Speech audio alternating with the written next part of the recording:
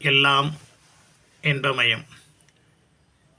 எண்ணித் துணிக கருமம் துணிந்தபின் எண்ணுவதென்பது இழுக்கு. இது வள்ளுவப் பெருந்தகையனுடைய ஒரு குறள். எதற்காக அதை சொன்னார்? ஒவ்வொரு மனிதன் செய்யக்கூடிய செயலை சிந்தித்து சிந்தித்து செயல்பட வேண்டும்.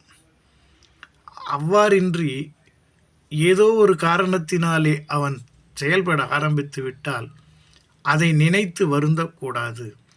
நாம் இறங்கிய காரியத்திலே வெற்றி பெற வேண்டும் என்ற ஒரு திடமான தைரியமும் தன்னம்பிக்கையும் வேண்டும்.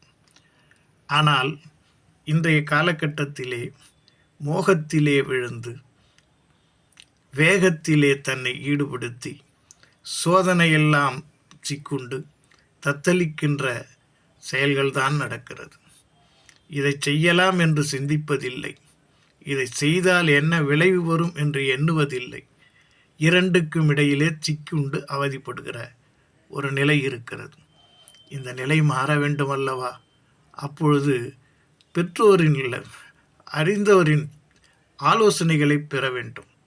ஒரு காரியத்தை செய்வதற்கு முன்னாலே ஆலோசனை பெறுவது என்பது சிறப்பான ஒன்று. அதை தவறவிட்டவர்கள் வாழ்க்கையையே தவறவிட்டு விடுகிறார்கள். சிந்திப்போமா? எல்லாம் இன்பமயம், எப்பொழுதும் இன்பமயம்.